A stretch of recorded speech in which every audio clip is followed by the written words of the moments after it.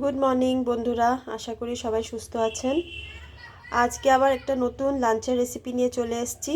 সেটা হচ্ছে লাউ টাকি মাছের রেসিপি। তো রেসিপিটা আপনি কাটা দেখে বুঝতেই পারছেন কি কি আছে।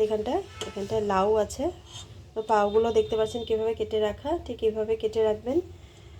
টাকি মাছ হলুদ লবণ দিয়ে মেখে রেখেছি।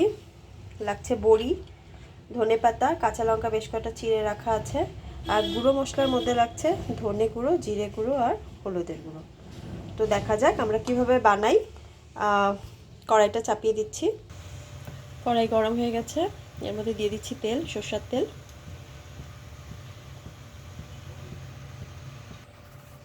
এই দেখুন তেলটা গরম হয়ে গেছে, এখন মাছগুলো ছেড়ে দিব।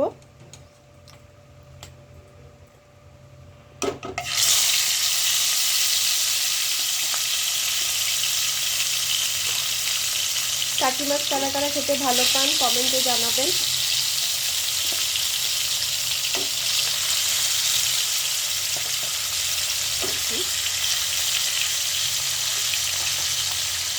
এভাবে লাল লাল করে একবার ভেজে নিয়ে দেখাচ্ছি। তারপর এই দেখুন মাছগুলো ভাজা হয়ে গেছে, এইভাবে লাল লাল করে ভেজে উঠিয়ে রাখলাম। এবার ওই তেলেই বড়িগুলো ভেজে নেব।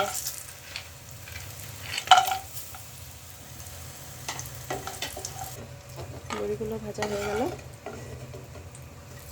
বড়িগুলো সাইড করে ভেজে তুলে রাখলে হলো।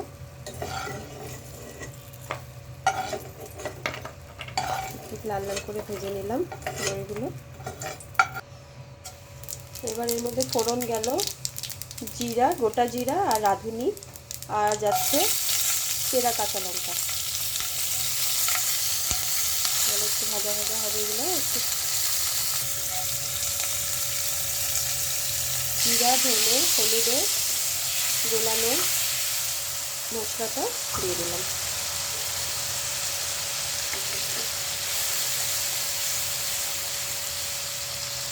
সময় মশলাটা কষানো হবে। দেখুন মশলাটা কষানো হয়েছে, রাঁধুনির একটা খুব সুন্দর গন্ধ বেরিয়েছে। এবার লাউগুলো দিয়ে দেওয়া হবে। চলে গেল লাউ।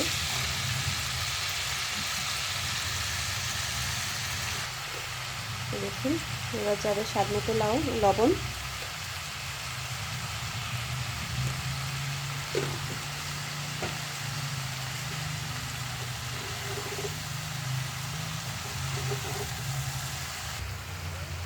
দেখুন মশলার সাথে লাউয়ের পুরো গামাখা করে নেওয়া হলো। এখন তো লাউয়ের থেকে জল বেরোবে, ততক্ষণ আমরা 5 মিনিটের মতো ঢাকা দিয়ে রাখবো কড়াইটাকে। দেখুন জল এর সাথে সেদ্ধ হয়েছে। লাউটা দেখুন কেমন মোটামুটি একটা একটু সাপলানো হবে, একটু সাপলাবো এটাকে।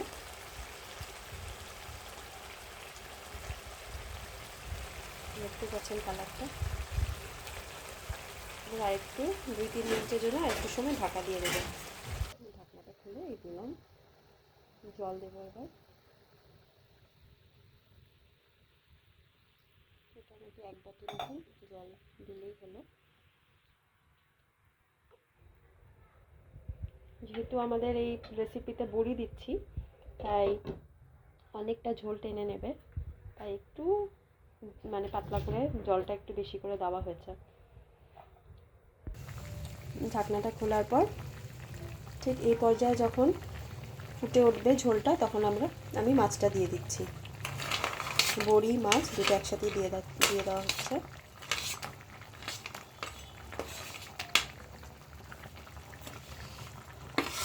মাছগুলো গেল।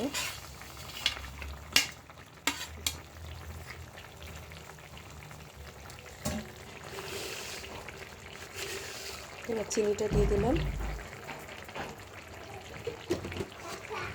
টাকি মাছটা ঠিক এইভাবে লাউ দিয়ে বানিয়ে দেখবেন, খুব ভালো লাগে। টাকি মাছ আসলে ঘরে আমাদের লাউ একটু আনা হবেই, এবং টাকির সাথে লাউয়ের খুব ভালো লাগে রেসিপিটা খেতে, ঘরে সবাই ভালো পায়। আর ঠান্ডার দিনে বেশি ভালো লাগে, সাথে বড়িটা দিলে আরও টেস্টটা উঠে। এবার এর মধ্যে ধনেপাতাটা দিয়ে দিচ্ছি।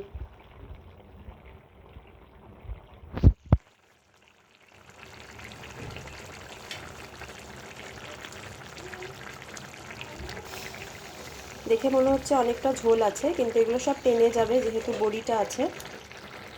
আর একটু সময় এবার 2-3 মিনিটের জন্য আবার ঢেকে দিলাম। ঢাকনাটা উঠিয়ে দিলাম।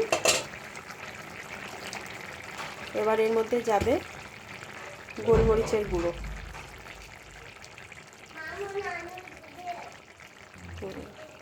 গোলমরিচের গুঁড়োটা দিয়ে দিলাম। যে যেরকম ঝাল খায়, গোলমরিচের গুঁড়োটা বেশ ঝালটা বেশি ক্ষতিও করে না, শরীরের জন্য ভালো।